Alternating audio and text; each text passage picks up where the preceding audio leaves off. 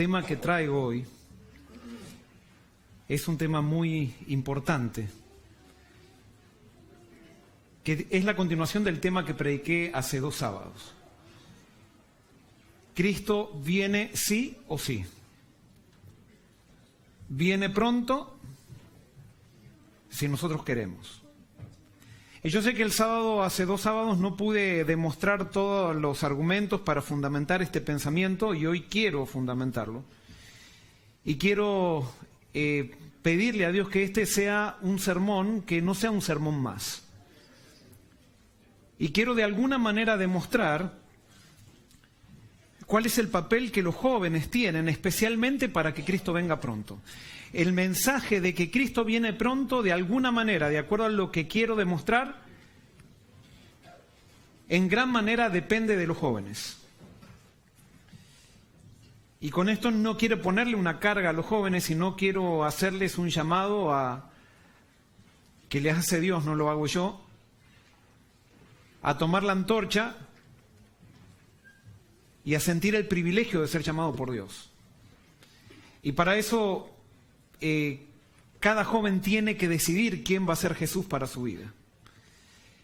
Vamos a tener una palabra de oración, y especialmente también vamos a orar por las personas que están hoy enfermas, que hay muchas personas enfermas aquí de la iglesia. Señor querido, vamos a abrir tu palabra, y yo soy pecador. Tú tienes un propósito en tu mente y has determinado que seres pecadores prediquen. Pero reconozco, Señor, y reconocemos que en nosotros no hay poder ni fuerza. Y por eso te pido, Señor, que me des a mí el poder para poder transmitir este mensaje. Pero que sea tu Santo Espíritu el que predique. Que no sea yo. Y, Señor, que podamos entender cuál es el llamado que tú nos haces. Y que estemos dispuestos a decidir jugarnos de tu lado. Señor, te quiero pedir por las personas que están enfermas aquí de la iglesia, que son muchas. Te pido, Señor, por las personas que están escuchando a través de la internet, que a pesar que estamos lejos en la distancia, podamos estar unidos hoy en el mensaje y unirnos como pueblo de Dios. Señor, bendícenos. Danos tu Santo Espíritu. Esto te lo agradecemos y te lo pedimos en el nombre de Jesús. Amén. Entonces, como decía al principio, Cristo viene sí o sí, pronto, si nosotros queremos. En otras palabras, la venida de Cristo depende de Él, pero el tiempo de la venida de Cristo depende de nosotros. La venida de Cristo, el evento está en Él, pero la fecha de la venida de Cristo depende de nosotros. Alguien puede decir, pero entonces, ¿qué pasa?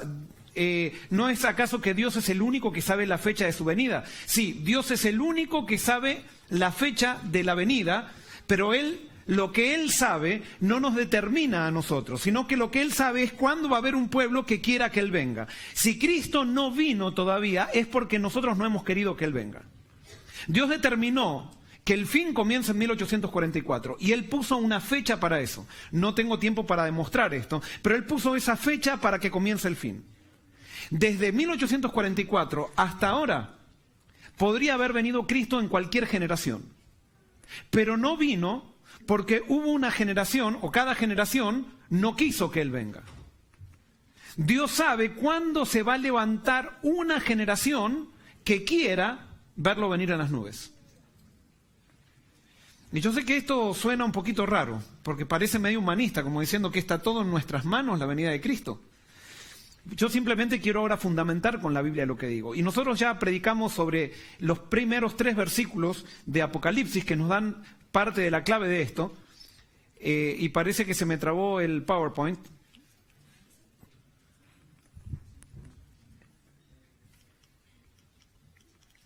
Adelanté mucho. Ahí está, ahora sí. Muy bien, entonces tenemos en los 3 primeros versículos del Apocalipsis dice, la revelación de Jesucristo que Dios le dio para manifestar a sus siervos las cosas que deben suceder pronto. En otras palabras, nos dice que lo que Dios transmite a Juan son cosas que en la mente de Dios quiere que sucedan pronto, pero que no necesariamente va a ser así. ¿Por qué? Porque el pueblo tiene que responder para que eso pase. Y dice, y la declaró enviándola por medio de su ángel a su siervo Juan, que ha dado testimonio de la palabra de Dios y del testimonio de Jesucristo y de todas las cosas que ha visto. Bienaventurado el que lee y los que oyen las palabras de esta profecía y guardan las cosas en ella escritas, porque el tiempo está cerca. ¿Para quiénes el tiempo está cerca? Para los que leen, los que oyen y los que guardan. Y nosotros analizamos el sermón pasado que nosotros por mucho tiempo como iglesia hemos leído, hemos oído, pero no hemos ¿qué? No hemos guardado la profecía. ¿Qué es guardar la profecía? Muy bien, guardar la profecía es obedecer la profecía, es abordar a la profecía como la abordaba Jesús. Nosotros vimos en los evangelios que Jesús leía las profecías acerca del Mesías y cuando él las leía, ¿qué hacía? Las leía y entonces decía, el Mesías tiene que hacer esto, entonces yo voy a cumplir la profecía. Y Jesús iba y cumplía la profecía. Por eso Cristo va a venir, el tiempo va a estar cerca cuando nosotros leamos, oigamos y cumplamos la profecía. Nosotros también vimos que los injustos cumplen la profecía sin darse cuenta. Si yo no estoy voluntariamente cumpliendo la profecía me agarra. Y si la profecía me agarra, quiere decir que todavía no soy parte del reino de Dios y no soy parte del pueblo de Dios.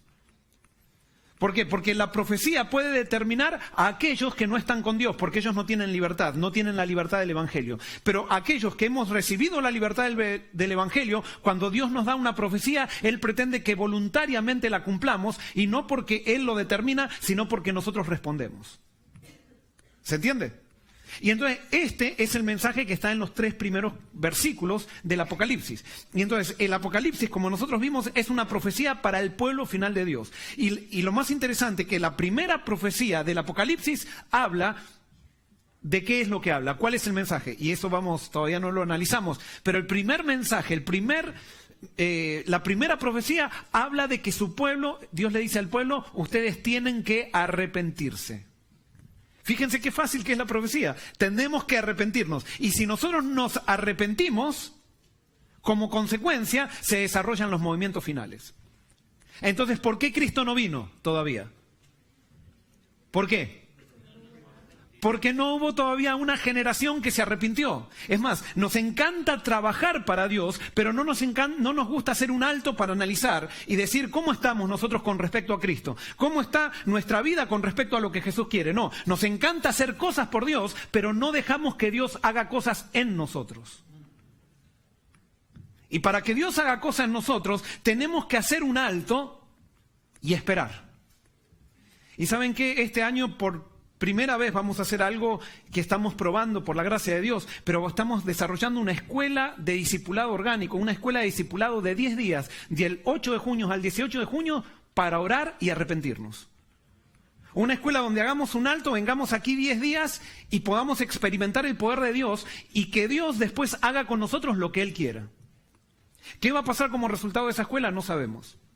¿Saben qué? Todavía no se han registrado pocas personas, pero esperamos que más personas se registren. Y no importa si sean muchas o pocas, con las pocas o muchas que vengan, 10 días vamos a dedicarnos a orar y a pedir el arrepentimiento que Dios quiere que tengamos. Eso es simplemente cumplir la profecía. Después, si nosotros nos arrepentimos como resultado del encuentro con Dios, entonces Cristo viene. El problema es, ¿queremos que Cristo venga realmente?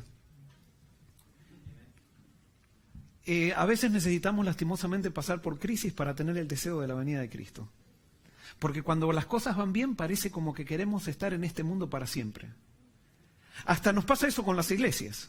Cuando una iglesia comienza a crecer y comienza a tener muchas ofrendas y comienza a tener muchos diezmos, es como que decimos, está muy lindo esto de estar acá, y parece que jugamos a tener éxito con las iglesias, porque al final las iglesias locales, los pastores de iglesias locales se pueden transformar como pequeños empresarios que están viviendo de alguna manera de la comodidad que les da el éxito. ¿Y sabes qué? Dios no quiere que seamos pastores exitosos. Dios quiere que seamos pastores que preparemos camino para la venida de Cristo. Pastores entregados a Cristo. Y si somos pastores entregados a Cristo, dice que todos los que quieran ser fieles a Cristo padecerán ¿cómo? Persecución. En ningún lado dice la Biblia que el que quiera ser fiel a Cristo tendrá éxito. Dice que todo el que quiera ser fiel a Cristo padecerá persecución. Y justamente de eso habla el Apocalipsis. Pero el Apocalipsis dice que a pesar de la persecución, Cristo va a ser victorioso. Que esa persecución se va a transformar en el discípulo de Cristo, se transforma en una bienaventuranza. Bienaventurados sois por mi causa os vituperen y os persigan y digan toda clase de mal contra vosotros mintiendo. O sea, ustedes van a ser felices a pesar de la persecución. Fíjense, los que están con Cristo son tan felices que ni la persecución les puede quitar la felicidad. Y de eso habla el Apocalipsis. ¿Por qué? Porque el Apocalipsis habla de un trecho donde vamos a pasar, sí, momentos difíciles, pero esos momentos difíciles están renovados por la esperanza de saber que en nuestra vida, en nuestra generación, en pocos momentos vamos a ver a Cristo venir en las nubes. La pregunta es, ¿quieres tú que Cristo venga en las nubes de los cielos? ¿Estás dispuesto a que Cristo interrumpa tus planes? Y ¿sabes qué? La eternidad no te va a interrumpir ningún plan. La eternidad es la oportunidad para hacer miles de planes, millones de planes, por millones y millones de años. Es que yo me quiero casar antes de que Cristo venga. Yo siempre decía que me iba a casar en la persecución y nunca me casé, y ya me casé y la persecución no vino. Pero alguien dice, es que en el cielo no va a haber casamiento. En el cielo quizás no haya casamiento, pero si no hay casamiento, eso sí te lo aseguro, va a haber algo mejor que el casamiento. ¿Por qué? Porque el casamiento es una relación de lo que nosotros tenemos. El matrimonio es la metáfora más grande que nosotros tenemos de cómo es nuestra relación con Dios. Y como cuando estemos en el cielo, nuestra relación con Dios va a ser superior a la que tenemos ahora, Dios va a crear algo, una metáfora mucho mejor que el matrimonio. ¿Será con mi esposa ahora? Ojalá que sí. Y quizás la metáfora será una metáfora comunitaria, ya no será metáfora de a dos, sino que una metáfora comunitaria, no sabemos. Pero simplemente confiemos en el Dios que nos ha salvado y que tiene tantas cosas preparadas para nosotros. Pero ahora quiero demostrar lo que estoy diciendo. Yo quiero demostrar por medio de la Biblia por qué digo que la fecha de la venida de Cristo está determinada por nosotros, aunque el evento está determinado por Dios. Entonces, vamos al Apocalipsis, al Apocalipsis, y vamos a ver algunas cosas en las cuales se construye el Apocalipsis, algunos elementos. El Apocalipsis está construido todo en imágenes del Antiguo Testamento. Es más, si ustedes estudian el Apocalipsis los va a ayudar a estudiar toda la Biblia. No hay libro del Nuevo Testamento que tenga tanta relación con el Antiguo Testamento como el Apocalipsis. Por ejemplo, de los 404 versículos en el libro de Apocalipsis, aparentemente 278 de estos hacen alusión al Antiguo Testamento. Esto nos dice que el Apocalipsis, un 68,8%, está tomado de las figuras del Antiguo Testamento. No podemos entender el Apocalipsis si no entendemos el Antiguo Testamento. Y vamos a ver algunas imágenes del Antiguo Testamento que aparecen muy claras en el Apocalipsis. Por ejemplo, en el Apocalipsis aparecen muy claro ciertas imágenes del peregrinaje de Israel de Egipto a Canaán. Y por eso nosotros cuando hablamos de la tierra nueva, hablamos de la Canaán celestial. A pesar de que creo que en la Biblia no aparece ese término Canaán celestial, pero sí aparece la Nueva Jerusalén, que es la capital de Canaán, si podríamos decir así. Entonces, es un peregrinaje que nosotros estamos haciendo hacia la Canaán celestial, y de las imágenes del peregrinaje del pueblo de Israel, el Apocalipsis toma para que nosotros la apliquemos esos principios a nuestro peregrinaje ahora al final. Otra de las cosas que aparece por todos lados en el Apocalipsis son las imágenes del santuario. Si yo no entiendo el mensaje general del santuario, no puedo entender tampoco el Apocalipsis. Porque hay muchísimas imágenes del santuario en el Apocalipsis. Tercero, el cautiverio babilónico como resultado de la infidelidad del pueblo de Dios. Es interesante ver que el pueblo de Israel, como no era fiel a Dios, Dios tenía el plan de que el pueblo de Israel llegue a ser la capital, Jerusalén llegue a ser la capital del mundo, y Dios dio profecías condicionales para el pueblo de Israel, pero el pueblo de Israel no quiso colaborar, por lo tanto no se cumplieron. Entonces Dios, para reavivar al pueblo de Israel, dice que tomó a un pueblo impío. ¿Cómo se llamaba ese pueblo? Babilonia. La tomó a Babilonia para ir y de alguna manera utilizarlo como instrumento de disciplina para la infidelidad del pueblo de Dios. En el Apocalipsis parece también darnos a entender que Dios va a utilizar lo que se llama Babilonia metafóricamente para reavivar al pueblo de Dios y para que el pueblo de Dios se despierte y de una vez por todas haga lo que tiene que hacer. También, por ejemplo, tenemos en el Apocalipsis bestias que son, podríamos decir, un upgrade de las bestias de Daniel. ¿Por qué? Porque tenemos las mismas bestias de Daniel, pero las tenemos con muchos más detalles en el Apocalipsis. Y por eso, para entender el Apocalipsis, primero tenemos que entender esa simbología de Daniel, y nos ayuda entonces a entender la simbología del Apocalipsis. Pero quiero destacarme especialmente en una imagen que tiene que ver con el peregrinaje de Israel a Canaán. Pero quiero destacar también el pensamiento de este teólogo Robert Wall, que dice: las alusiones constantes de Juan a las historias bíblicas sugiere que él compone su libro en conversación con el Antiguo Testamento. Su mensaje está relacionado con la promesa profética del triunfo del reino de Dios en la historia. Para él, el nuevo Israel ha experimentado un nuevo éxodo del pecado y la muerte y se ha embarcado en un viaje a la nueva Jerusalén. Fíjense que aquí todo teólogo se da cuenta que el Antiguo Testamento y el Apocalipsis están estrechamente conectados. Y ahora fíjense esto, qué interesante. ¿Dios estableció una fecha para el éxodo? ¿Sí o no? Dios estableció, ahora les hago una pregunta. ¿Dios estableció una fecha para que Israel entre a Canaán?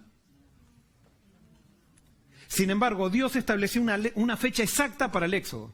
Y esa fecha exacta está en Génesis 15, 3 y 14. Si bien hay una discusión si fueron 400 o 430 años, no me voy a detener en esa discusión ahora, pero sí, Dios le dice a Abraham, en el capítulo 15, versículos 13 en adelante, dice: entonces Dios dijo a Abraham, ten por cierto que tus descendientes serán forasteros en una tierra que no será suya, y los esclavizarán y los oprimirán 400 años.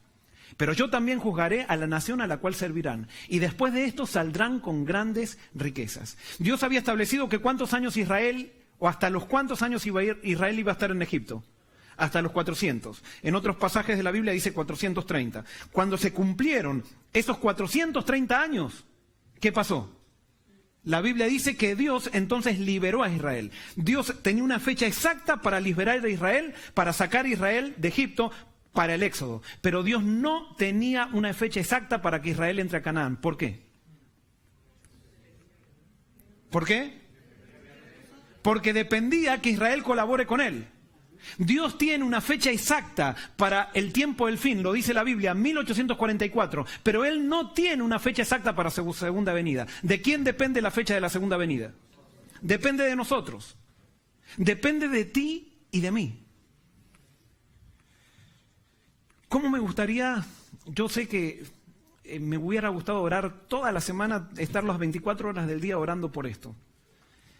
Y no estuve orando las 24 horas del día. Estuve orando por este mensaje, pero no oré todo. Pero ¿cómo me gustaría realmente que Dios hoy se haga poderoso en nosotros para que nos demos cuenta de que si Dios nos ha traído a esta época, a este lugar, en este momento, en este mensaje, no el mensaje del pastor, sino el mensaje de la Biblia, es porque Dios tiene un propósito para nosotros. Y yo sé que muchos de nosotros estamos en una inercia cultural eclesiástica y que realmente ya no vibramos con esto, no vibramos con la segunda venida de Cristo. Yo, el pastor Joel Barrios, me encantaría tener mucho más deseo de que Cristo venga y reconozco que no lo tengo. Pero ante estos mensajes yo quiero arrodillarme y pedirle a Dios: Dios, reavívame.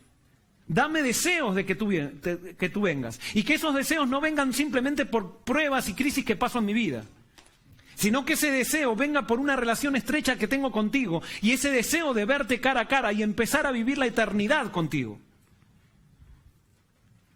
Dios estableció una fecha para el fin del tiempo, pero no estableció una fecha para la segunda venida, porque la fecha de la segunda venida va a depender de ti y de mí.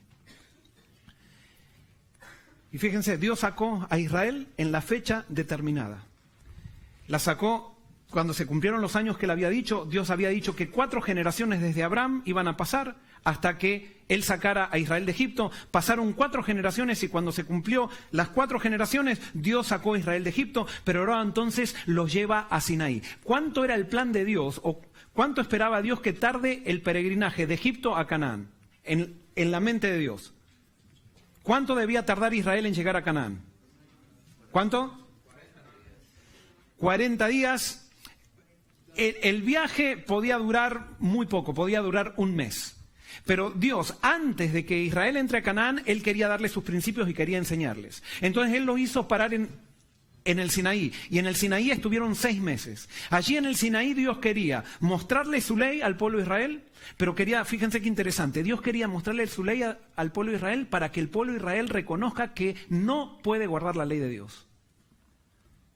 Nosotros muchas veces dicen, Dios dio en el Sinaí la ley para que mostrarnos que nosotros podemos guardarla. No, nosotros no podemos guardar la ley de Dios. Dios dio su ley para mostrarnos que no podemos guardarla. Cuando Él le dijo al pueblo, ¿ustedes quieren guardar mi ley? Entonces el pueblo tendría que haber dicho, sí queremos, pero no podemos, porque es algo demasiado exigente. Pero el pueblo, ¿qué dijo? Cuando Dios le dijo, ¿ustedes quieren guardar mi ley? ¿Qué dijo el pueblo? Nosotros podemos, lo haremos. ¿Por qué? Porque ellos pensaban que ellos realmente eran buenos, que no eran tan malos, entonces que podían guardar la ley de Dios. Y entonces pasaron 40 días después que Dios proclama la ley en el Sinaí, ¿y qué pasa con el pueblo? Están todos pisoteando la ley, a tal punto que viene Moisés y tira la ley, viene del Sinaí, de la presencia de Dios, y tira la ley de Dios como metáfora diciendo, ustedes quebraron la ley porque ustedes no pueden guardar la ley de Dios. ¿Y sabes qué? Lo que Dios quiere que entiendas es que tú y yo no podemos guardar la ley de Dios. Solamente la única manera que podamos guardar la ley no es proponiéndonoslo, sino que es buscando al Dios de la ley. Y por eso Dios, después de darle la ley, después de que ellos pisotean la ley, les da el santuario. Y les dicen, la única manera que ustedes pueden cumplir con la ley es acercándose a mí a través de un cordero. Pero si ustedes se acercan a mí a través de un cordero, Dios dice, de a poquito les voy a dar capacidad para que ustedes comiencen a guardar la ley. Y a través del Cordero, nosotros somos capacitados para guardar la ley de Dios, no de manera perfecta. El único que puede perfectamente satisfacer las demandas de la ley es el Cordero. Y por eso siempre tenemos que estar con un Cordero. Pero en la medida que nosotros estamos con el Cordero, esa capacidad, Él nos va dando esa capacidad para cada día estar en mejor alineamiento con la ley. ¿Se entiende? Y por eso la ley nos tiene que llevar a humillarnos. Si la ley te lleva a ponerte orgulloso, no estás guardando ninguna ley. No entendiste absolutamente nada. Cuando tú dices, porque yo no soy como este pobre publicano, porque yo ayuno 2 veces por semana, soy adventista de 7ª generación, recité poesías desde chiquito en la iglesia, mis tíos plantaron iglesias. Cuando nosotros tenemos esa actitud, no guardamos ninguna ley y no entendimos absolutamente nada, estamos lejos de Dios. Pero allí entonces Dios en el Sinaí les quiere dar sus principios para que ellos entiendan, para que lo vayan y los vivan en Canaán. Pero ¿qué pasa? También en Sinaí Dios hace algo, y ahora sí vamos a ver. Números capítulo 1, versículos 1 al 3 dice, habló Jehová a Moisés en el desierto de Sinaí, en el tabernáculo de reunión, en el día 1 del mes 2, en el 2º año de su salida de la tierra de Egipto, diciendo, tomad el censo de toda la congregación de los hijos de Israel por sus familias, por las casas de sus padres, con la cuenta de los nombres, todos los varones por sus cabezas, de 20 años arriba, todos los que pueden salir a la guerra en Israel, los contaréis tú y Aarón por sus ejércitos. Dios hace un censo. Ahora, ¿ese censo para qué es? ¿Qué es lo que está formando Dios? ¿Cómo? Está formando un ejército. ¿Un ejército para qué? Para entrar a Canaán. Para cumplir la profecía. Dios les había dicho que ellos iban a entrar a Canaán y conquistar Canaán, y ahora Dios está formando un ejército para que cumplan la profecía. Es interesante que el Apocalipsis tiene un personaje central. ¿Quién es el personaje central del Apocalipsis? Es Jesucristo. Pero también tiene un grupo central el Apocalipsis. ¿Cuál es el grupo central del Apocalipsis? Hay un grupo que se llama los 144.000, que son el resultado de un censo que hace Dios en el pueblo de Dios.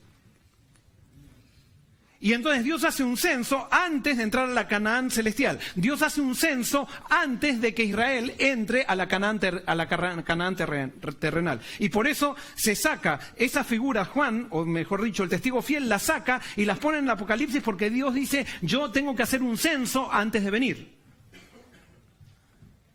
Entonces Dios hace el censo y se forma este ejército. ¿De cuántos años tenían que ser la gente que iba al ejército?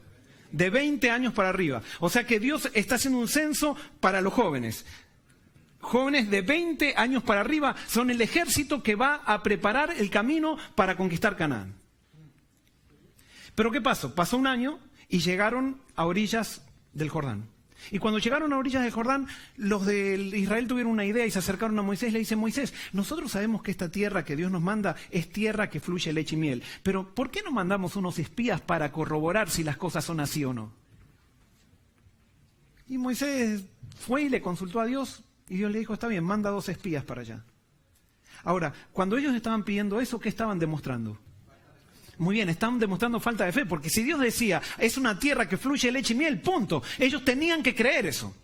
Pero ellos querían ver si las cosas eran así. Entonces van estos 2 espías que eran príncipes de Israel, van y están 40 días recorriendo la tierra. Y cuando vuelven con un racimo, traen frutos de la tierra y traen un racimo de uva que era tan grande que 2 personas tenían que cargarlo en un palo. Imagínense qué grande ese racimo de uva. Y cuando llegan estos espías, la gente toda se reúne y le dice: ¿y eso de dónde lo traen? Dice: son los frutos de la tierra. Y la gente se pone contenta, pero cuando ve esos racimos, ve que las uvas eran un poquito más grandes, ¿verdad? Ahora, cuando ellos empiezan a analizar leyes de causa y efecto, dice: si las uvas son tan grandes, ¿cómo son los que comen la uva? ¿Y cómo es la boca de aquellos que comen la uva? Y entonces ahora se empezaron a dar cuenta: ¿y cómo son los habitantes? Dicen: los habitantes son enormes, son gigantes. Y nosotros parecíamos langostas. La tierra es una tierra que fluye leche y miel, dice. Es verdad, como Dios decía. Pero los habitantes no solamente son gigantes, fíjense las uvas que traemos, sino que también están preparados para la guerra. Nosotros estuvimos 120 años de esclavos en Egipto, no sabemos cómo pelear una batalla. Y ellos están preparados totalmente para la guerra, tienen armas, nosotros no tenemos ningún arma, éramos pastores de ovejas, nos van a aniquilar, y entonces ¿qué pasó? Siempre cuando hay alguien negativo, tiene más poder que alguien positivo, eso es una ley. Y entonces estas personas comenzaron a ver todo lo negativo de esto, y entonces surgieron 2 personas que tenían otra mente. ¿Quiénes eran? Josué y Caleb, y dijeron: paren, acá vamos a hablar nosotros, es verdad. Es verdad que hay gigantes, es verdad que parecíamos langostas al lado de esos gigantes, es verdad que ellos tienen armas que nosotros no tenemos, pero ¿saben qué? No nos olvidemos que con nosotros está Dios. Y si con nosotros está Dios, con Dios nosotros podremos hacer cosas imposibles. Por lo tanto, vayamos, crucemos y conquistemos la tierra, cumplamos la profecía. Y entonces cuando ellos dijeron eso, ¿qué pasó con el pueblo? El pueblo se enojó. ¿Sabes qué? Cuando hay una persona que tiene fe y hay una persona que adora a Dios pero que no tiene fe, el resultado de eso es que el que no tiene fe se enoja con el que tiene fe. Y no solamente se enoja, sino que le hace la guerra. ¿Te acuerdas Caín y Abel? Caín y Abel, los 2 adoraban al mismo Dios. No era que uno era ateo y otro era creyente. No, los 2 eran creyentes. Los 2 fueron a adorar a Dios. Pero uno tenía fe y otro no tenía fe. Y entonces cuando el de fe hizo las cosas como Dios quería, y Dios actuó sobre esa fe, porque Dios siempre actúa sobre la fe, Caín vio lo que hizo Abel, ¿y qué pasó con Caín? ¿Se quedó tranquilo? No, se llenó de enojo con aquel que tenía fe. No dejó nunca de creer en Dios, Caín. Eso es lo interesante, nunca dejó de creer en Dios. Pero nunca se sometió a Dios, porque el que no tiene fe no quiere someterse a Dios, porque ¿sabes qué? La fe siempre te hace hacer cosas que tú no entiendes. La fe, Dios siempre te pide que hagas cosas imposibles con la fe, porque si no, no tendrías que ejercer fe. Y Dios le estaba pidiendo a Israel que haga algo imposible, porque Dios quería que ellos crean que servían a un Dios de cosas imposibles. ¿Y sabes qué? Yo no sé cuáles son los sueños de tu vida, pero los sueños de tu vida tienen que ser sueños imposibles, porque si no son imposibles es que Dios no te los dio.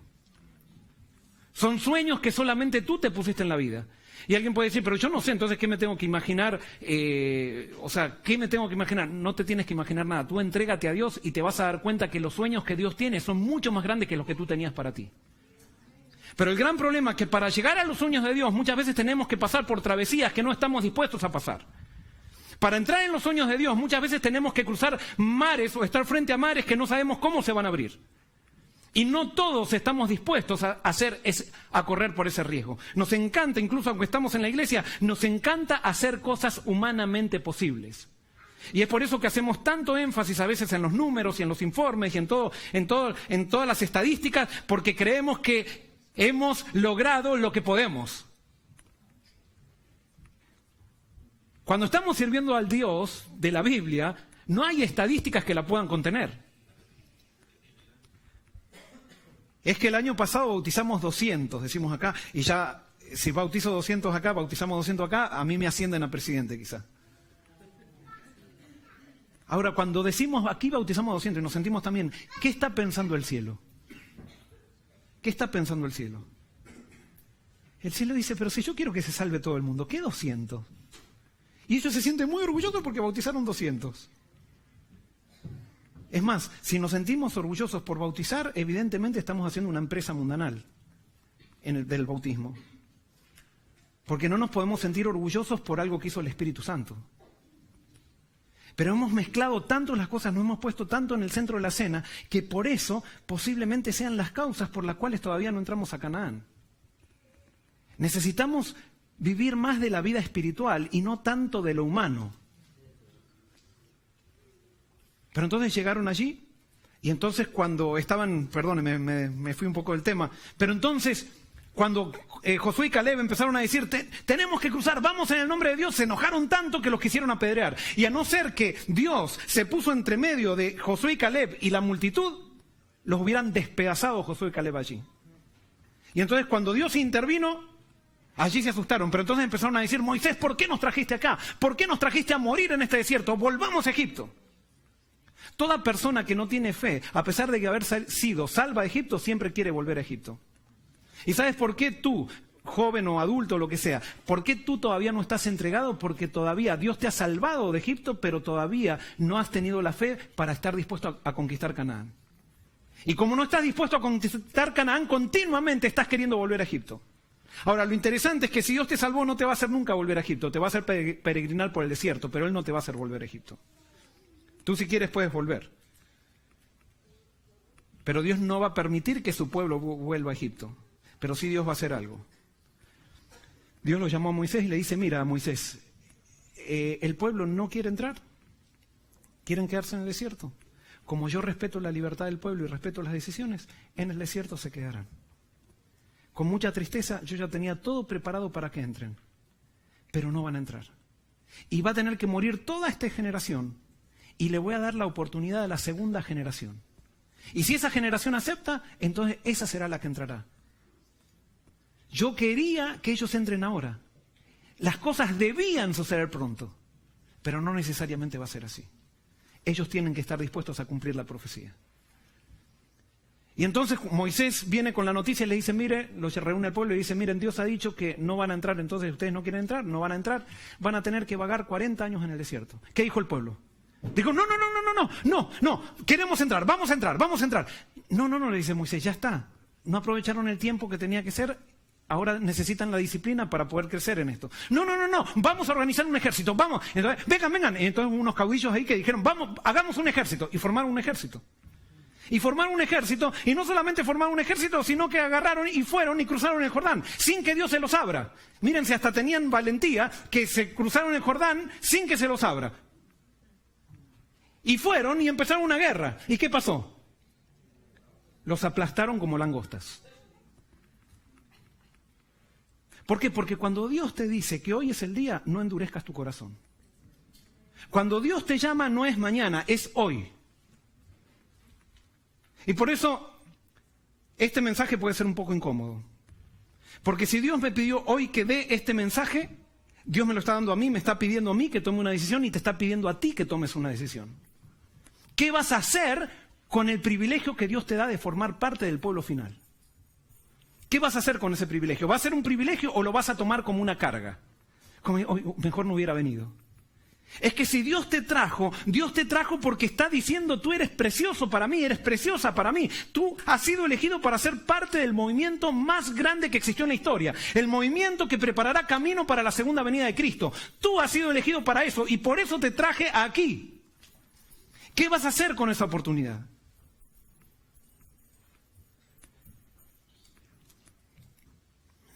Israel volvió y tuvieron que vagar 40 años en el desierto. Fue muy lindo el peregrinaje en el desierto.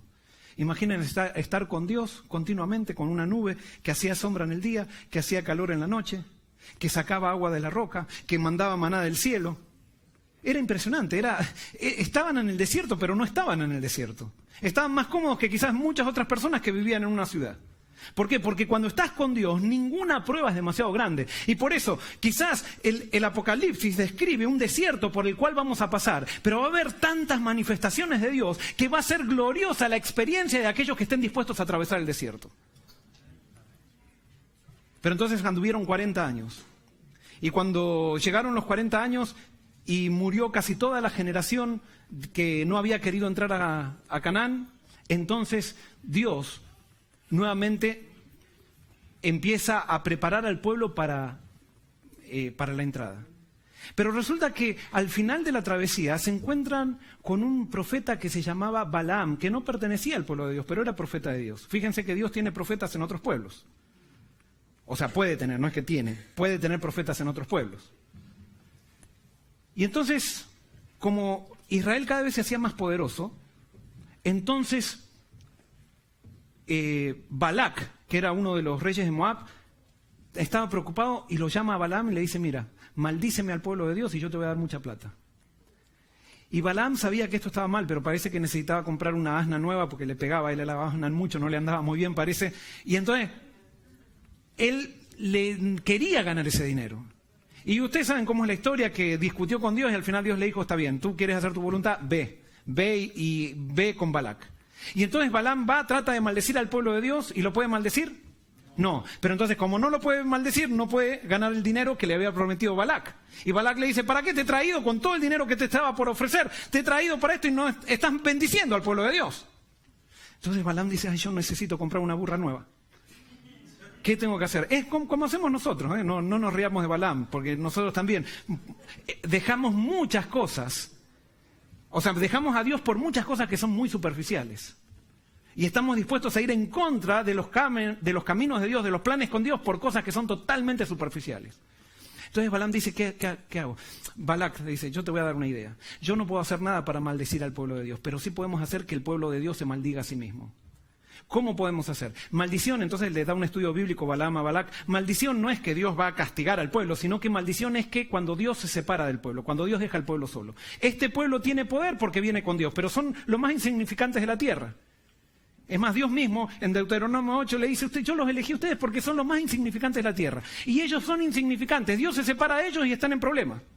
Y entonces Balac dice, ¿y cómo hacemos para que Dios se separe de ellos? ¿Sabes qué? Que ellos hagan cosas que van en contra de Dios. ¿Y qué es una de las cosas que más a Dios más le afecta? ¿Sabes qué? Una de las cosas que más a Dios le afecta, que ustedes no lo van a entender porque ustedes están dispuestos a hacer cualquier cosa, pero a Dios tiene orden en la vida. Y a Dios no le gusta que forniquen antes del matrimonio. No le gusta. Pero dice, qué retrógrado, dice Balac, qué religión más reprimida. Nosotros que adoramos a nuestros dioses fornicando, qué aburridos. Sí, ellos tienen otro tipo de adoración. Ellos adoran a Dios sacrificando un cordero. Sacrificando un cordero. Dice, bueno, como ustedes se divierten tanto adorando a sus dioses, manda a las chicas más lindas al pueblo de Israel. Vístelas como ustedes las visten siempre para ir a adorar a los dioses, porque como a ustedes les gusta fornicar, ellas se visten para fornicar. Entonces, manda las vestidas para fornicar y trata de que los seduzcan a los muchachos de Israel. Y si ellos caen en la fornicación, Dios se va a apartar de ellos. Y cuando Dios se aparte de ellos, van a estar en problemas, seguro, te lo aseguro. Y Balac dice, mira, voy a intentar una vez más. La otra vez me salió mal y ya no tuviste la paga, así que más vale que esta funcione. Entonces prepararon las chicas más lindas y las empezaron a mandar al pueblo de Israel y se empezaron a hacer amigas. Y claro, como les decía, el culto del pueblo de Israel era un culto un poquito feo. Había que ver cómo un corderito se le cortaba la garganta y le salía agua, le salía sangre, Era algo repugnante un poco. Mientras que el culto a los dioses paganos, ustedes saben en qué consistía el culto. El culto eran sacerdotisas y para adorar al dios pagano Baal había que fornicar con las sacerdotisas. Y generalmente las sacerdotisas eran las chicas más lindas y que se vestían mostrando los cuerpos más lindos para que el adorador se sienta seducido y bailaban de una manera que preparaba el ambiente para la fornicación. Eso es baile, no era. Los israelitas hacían danza. El baile es la tergiversación o la corrupción de la danza. Y entonces lo que hacían los paganos eran baile. Y bueno, las chicas comenzaron a ir con las falditas muy cortitas, con todas las cosas, o sea, tratando de seducir. Empezaron a ser amigos. ¿Y qué empezó con el pueblo de Israel? ¿Qué empezó a hacer? Empezó a fornicar. Y entonces cuando comenzó a fornicar, como eso, con ese acto, le estaban diciendo a Dios, no te queremos. Entonces Dios, ¿qué pasó? Se retiró. Y cuando Dios se retira, imagínense, un pueblo que tienen 1 millón de personas en el desierto, donde no hay cloaca, donde no hay ningún tipo de infraestructura higiénica, ¿qué es lo que pasa si se quita la protección de Dios? Enseguida comienzan pestes. O sea, ustedes junten ahora 1 millón de personas en un campo de refugiados, sin cloaca, sin nada, y lo único que puede haber es pestes, si es que no se toman las medidas profilácticas necesarias. Y entonces lo mismo pasó con él. Dios se retiró y entonces ahora comenzó a suceder lo que tenía que suceder. No tenían la protección de Dios y entonces comenzaron a tener pestes. Y entonces comenzaron a morirse las personas. ¿Quiénes comenzaron a morirse? ¿Quiénes comenzaron a morirse? ¿Ah? ¿Quiénes? Sí, los israelitas. Pero ¿saben quiénes empezaron a morirse? Los que no quisieron entrar en Canaán en la vez pasada. Y es más, entonces empezaron a preguntar los israelitas, ¿por qué está pasando esto? Entonces Dios le dice a Moisés, porque están fornicando. Entonces Moisés reúne al pueblo de Israel y le dice, miren, esto está pasando porque ustedes están fornicando. Y Moisés estaba hablando y se estaba muriendo la gente, viene un príncipe de Israel, yo creo que un viejo verde que no había querido entrar la vez pasada, porque dice que era un príncipe de Israel, y viene con una moabita, y lo más contento, mientras Moisés está diciendo, esto está ocurriendo porque ustedes están fornicando, él muy campante va y se mete en una carpa para fornicar con la moabita. Y cuando el sacerdote Eleazar, que era joven, el hijo de Aarón, ve esto, agarra una lanza y se acerca a ellos porque estaban desafiando y los atraviesa a los dos en medio de la fornicación. No me pregunten por qué se hizo eso y eso, pero lo que pasa, cuando ellos son atravesados por la lanza, Dios vuelve al pueblo nuevamente y nuevamente se va la peste.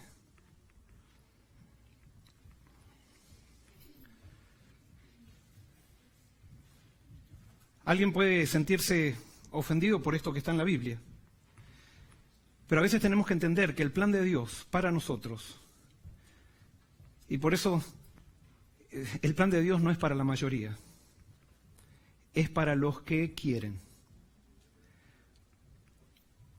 Y yo sé que esto puede ser que desde el próximo sábado haya muchos que no quieran venir acá. Con tristeza, quizás yo sea el primero que no quiera venir. Con tristeza, pero es que es así. El Evangelio es solamente para el que quiere. No se trata de llenar iglesias. Se trata de predicar los principios de la palabra. No voy a analizar ahora eso de la lanza ni nada, eso sería para otro tema. Pero resulta ahora entonces que de vuelta se tranquiliza todo en el pueblo y fíjense qué es lo que pasa. Números 26, 1 al 4 y 63 al 65. Dice, aconteció después de la mortandad que Jehová habló a Moisés y a Eleazar, hijo del sacerdote Aarón, diciendo, tomad el censo de toda la congregación de los hijos de Israel, de 20 años arriba por las casas de sus padres, todos los que puedan salir a la guerra en Israel. Y Moisés y el sacerdote Eleazar hablaron con ellos en los campos de Moab junto al Jordán frente a Jericó, diciendo, contaréis el pueblo de 20 años arriba como mandó Jehová a Moisés y a los hijos de Israel que habían salido de la tierra de Egipto. ¿Qué está haciendo Dios nuevamente? Un censo. ¿Qué está formando nuevamente? Un ejército. ¿Para qué? Para entrar a Canaán. Ahora le está dando la oportunidad a la segunda generación. ¿Qué va a hacer la segunda generación con esta oportunidad que Dios les da? Gracias a Dios estaba Josué y Caleb. Entre ellos, que ellos habían trabajado dentro de estos 4 años con esta generación de jóvenes que estaba creciendo para que ellos tomen la decisión de ejercer fe en Dios y que con Dios todo es posible. Y entonces termina el 64-65, dice, estos son los contados por Moisés y el sacerdote Eleazar, los cuales contaron los hijos de Israel en los campos de Moab junto al Jordán frente a Jericó. Y entre estos, ninguno hubo de los contados por Moisés y el sacerdote Aarón, quienes contaron a los hijos de Israel en el desierto de Sinaí. Porque Jehová había dicho de ellos, morirán en el desierto. Y no quedó varón de ellos, sino Caleb, hijo de Jefone, y Josué, hijo de Nun. Nuevamente se forma un ejército, con aquellos que están dispuestos a ejercer fe en Dios, con los jóvenes que están dispuestos a ejercer fe en Dios.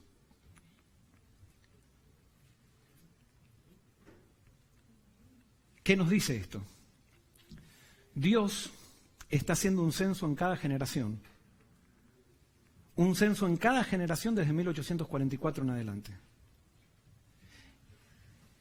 Y está eligiendo especialmente a quiénes. A los jóvenes le está preguntando si ellos quieren ver a Cristo venir en las nubes. Como Satanás sabe que los jóvenes son el motor de cada movimiento que comienza aquí en la tierra, Satanás trata de distraer a los jóvenes. Y especialmente trata de distraer de la misma manera que Balaam tuvo tanto éxito. ¿Especialmente con qué? ¿Con qué? A ver, díganlo. ¿Con qué? ¿Con qué nos distrae Satanás? Con fornicación, digámoslo. Con fornicación, específicamente con eso. Y quizás no fornicamos, pero continuamente estamos viendo películas, estamos viendo esto, estamos haciendo lo otro, haciendo chistes, todo que tiene que ver con ese tema, porque de alguna manera estamos desvirtuando lo que Dios nos ha dado como el principal ejemplo de lo que significa una relación con Él, que es el matrimonio. Y lastimosamente han entrado las costumbres del mundo tanto a la iglesia que el 80%, estadísticamente, el 80% de los jóvenes fornica. Y alguien puede decir, pastor, yo ya estoy tranquilo porque me casé. Es verdad, forniqué, pero ya estoy casado. Bueno, en el nombre de Cristo te digo, si fornicaste antes de casarte, por favor arrepiéntete. Porque si fornicaste antes de casarte, quiere decir que antes de casarte tú no tuviste fe en Dios. Antes de casarte pensabas que era mejor satisfacer tus placeres que ser fiel a Dios. Y por lo tanto esa actitud todavía la trajiste aquí, a la iglesia en formalismo, a pesar de que ya no lo haces más porque ahora estás con tu esposa. Pero es necesario que nos arrepintamos de nuestros pecados y que nos arrepintamos específicamente, porque el pecado no está en el problema de hacer algo, el pecado está en la actitud que nosotros tenemos de falta de fe. Y Dios quiere que aprendamos a tener fe.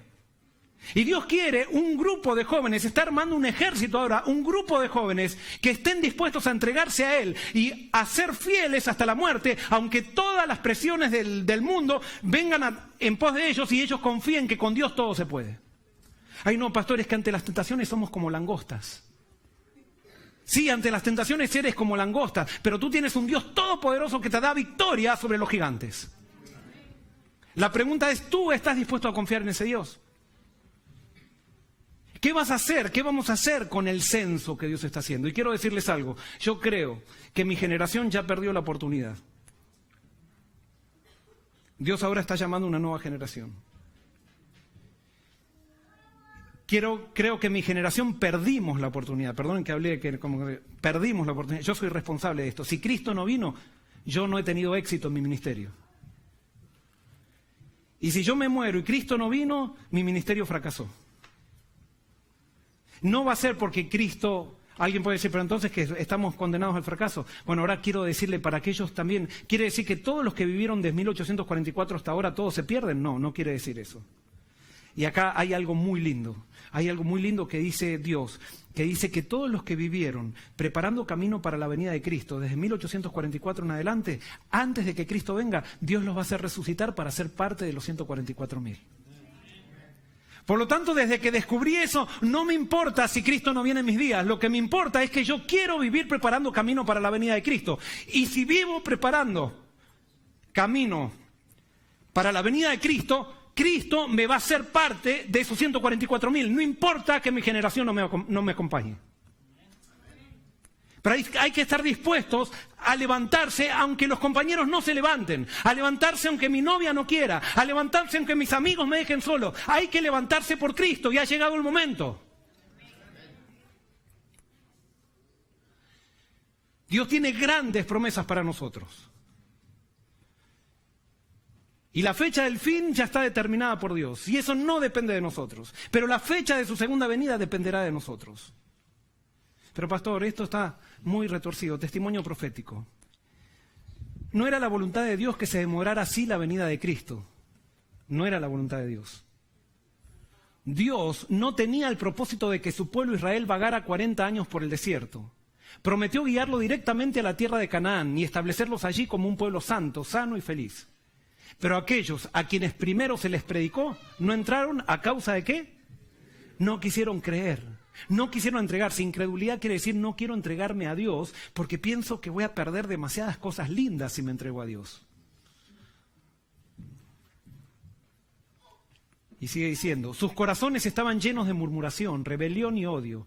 Y Dios no pudo cumplir su pacto con ellos. Durante 40 años la incredulidad, la murmuración y la rebelión impidieron la entrada del antiguo Israel en la tierra de Canaán. Los mismos pecados han demorado la entrada del moderno Israel en la Canaán celestial. En ninguno de los dos casos faltaron promesas de Dios. La incredulidad, la mundanalidad, la falta de consagración y las contiendas entre el profeso pueblo de Dios nos han mantenido en este mundo de pecado y tristeza tantos años. Joya de los Testimonios, tomo 3, página 297. Si cada soldado de Cristo hubiese cumplido su deber, si cada centinela puesto sobre los muros de Sión hubiese tocado la trompeta, el mundo habría oído el mensaje de amonestación. Mas la obra ha sufrido años de atraso. Entre tanto que los hombres dormían, Satanás se nos ha adelantado. Satanás se nos adelantó. Y Satanás está metido en las iglesias. Y Satanás está tomando a los jóvenes. Y jóvenes, no te estoy... Si tú eres jóvenes de 20 años para arriba o de 16 años para arriba, no te estoy retando, te estoy llamando. Por favor, en el nombre de Cristo, levántate y sé fiel. Entrégate a Cristo. Si tú te lo propones, Cristo viene en nuestros días. Quizás no necesite yo morir. La larga noche de tinieblas es penosa, pero la mañana es postergada por misericordia, porque si el Señor viniera, muchos serían hallados desapercibidos. El deseo de Dios de que su pueblo no perezca ha sido la razón de tan larga demora. Pregunto, ¿cuál es la razón de la demora? ¿Cuál? ¿Sin misericordia a quién? ¿A quién? ¿Al mundo? Al pueblo de Dios. Fíjense, no, si nosotros somos los mejores, nosotros tenemos la verdad, vengan todos a nosotros. No, es que Dios no quiere destruir al pueblo de Dios. El problema de que Cristo no venga no tiene que ver con el mundo, tiene que ver con el pueblo. Tiene que ver con el pueblo, pero nos encanta a nosotros hablar de que todos los demás están mal y que nosotros están bien, y que están creciendo las estadísticas y que Dios está obrando a través de nosotros porque somos buenos y porque tenemos un mensaje de salud y porque hacemos las cosas mejor que nadie. No, eso es mentira. Necesitamos arrepentirnos. Y la primera profecía del Apocalipsis comienza con un llamado de arrepentimiento al pueblo de Dios, para que el pueblo de Dios orgulloso, que se cree que tiene todo y Dios le dice eres un desventurado, pobre, ciego y desnudo, que el pueblo de Dios se despierte y diga Señor, no tenemos nada, ven a nosotros, danos lo que necesitamos. Sí, tenemos un gran privilegio, un privilegio de conocer la Biblia, pero ese privilegio no te hace santo. La santidad solamente se la tiene cuando aceptamos a Jesús en nuestra vida y Él es nuestro Salvador, pero nuestro Señor. Cuando vivimos con Él todos los días y para su gloria. Con todo lo que hacemos. No con algunas cosas nomás, sino con todo lo que hacemos. Ese es el mensaje a la Odisea. Y Dios se ha demorado por causa de de su pueblo. No es por causa del Papa. Es por causa de su pueblo. Y sí, es por causa de mí. Sé que si el pueblo de Dios se hubiera mantenido en una relación viviente con Él, si hubiera obedecido su palabra, estaría hoy en la Canaán celestial. Es privilegio de todo cristiano no solamente esperar, sino que apresurar la venida de nuestro Señor Jesucristo. Si todos los que profesan su nombre estuvieran llevando frutos para su gloria, cuán rápidamente todo el mundo sería sembrado con la simiente del Evangelio. Pronto la última cosecha sería levantada y Cristo vendría para reunir el precioso grano.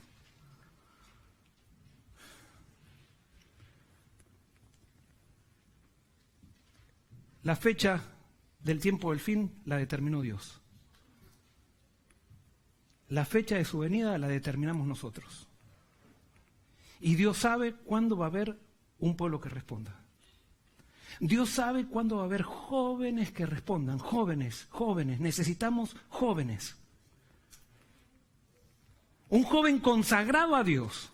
Un joven que no se mueva de los principios de Cristo, tiene mucho más poder que yo. Si habría un joven de 20 años predicando acá lo mismo que estoy predicando acá, ¿cuántos jóvenes más entregarían? Ustedes tienen, Dios los puede utilizar a ustedes. Y alguien puede decir, pero pastor, yo soy uno de esos israelitas que ha estado fornicando. En el nombre de Dios, Dios te trajo aquí porque Él tiene poder para perdonarte y tiene poder para hacerte totalmente limpio, sin mancha, en Cristo. No importa lo que hiciste, no importa cuán lejos de Dios estuviste. Si hoy estás escuchando esto, es porque Dios te está llamando a ti y no a otro. Pero es que yo he hecho muchas barbaridades. Ahora utiliza la misma valentía para las barbaridades que hiciste. Utiliza esa valentía para hacer barbaridades para Cristo. Y vas a ver cómo Cristo te va a utilizar. Porque hay algo que a Cristo le gusta, es los valientes. Si hay algo, en la Biblia leo, muchas veces en la Biblia alaba a los valientes que están lejos de Dios. ¿Y saben qué? La iglesia de Cristo está llena de cobardes. Llena de cobardes. Cobardes que no quieren vivir para Cristo fuera de la iglesia. Nos encanta venir aquí a cantar, a decir, a estar predicando un sermón lindo con la Biblia, a hablar frasecitas que dicen la pluma inspirada y todo lo demás, pero cuando tenemos que vivir, cuando tenemos que aplicar principios, cuando nadie nos ve, ni los pastores queremos hacerlo, comenzando por mí. Y es necesario que vivamos para Cristo aunque nadie nos vea. Cuando estamos solos en el baño de nuestra casa, cuando estamos solos en nuestro cuarto, cuando estamos solos con la computadora, allí comienza la vida con Cristo, allí comienza la entrega.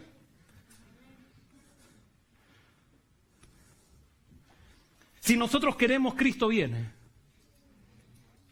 Y Cristo está haciendo un censo en estos momentos de esta generación.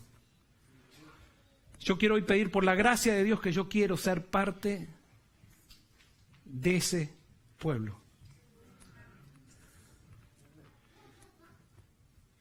¿Quieres tú? Yo te quiero invitar para que sigamos estudiando el Apocalipsis. El sábado próximo no, pero dentro de 2 sábados seguiremos. El sábado que viene va a haber, sí, pero no voy a estar predicando yo. Y eso no importa.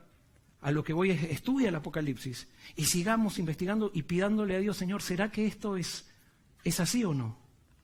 Puede ser que estemos en desacuerdo con algún detalle de lo que prediqué, pero que Dios te está llamando y me está llamando a mí para preparar camino para la venida de Cristo, eso no lo puede dudar nadie. Yo hoy ya no puedo dudar, eso sí, de que la fecha de la segunda venida de Cristo depende de nosotros. Hay suficiente evidencia bíblica para saber que es así. Que Cristo viene depende de Él, pero la entrada a Canaán depende de nosotros. ¿Estás dispuesto? No te voy a hacer un llamado hoy, pero va a llegar un momento que voy a hacer un llamado más adelante. Pero sí te hago un llamado personal, porque ahora la cuestión es que donde nadie te ve, tú dialogues con Dios. Y tú le digas a Dios, ¿cuál es tu decisión con respecto al mensaje que el Espíritu Santo te está dando? No el que te estoy dando yo, sino el mensaje que el Espíritu Santo te está dando. Si hoy quieres pedirle a Dios que te ayude, cantemos nuestro himno final. Le voy a pedir a Yael que me ayude. Pero quiero terminar con quiero terminar con este versículo de Pedro, que dice, pero el día del Señor vendrá como ladrón, en el cual los cielos pasarán con gran estruendo, y solo los elementos serán destruidos con fuego intenso, y la tierra y las obras que hay en ella serán quemadas. Puesto que todas estas cosas han de ser destruidas de esta manera, ¿qué clase de persona no debéis ser vosotros en santa conducta y piedad? Esperando, ¿y qué? Y apresurando la venida del día de Dios, en el cual los cielos serán destruidos por fuego y los elementos se fundirán con intenso calor. Que Dios nos bendiga.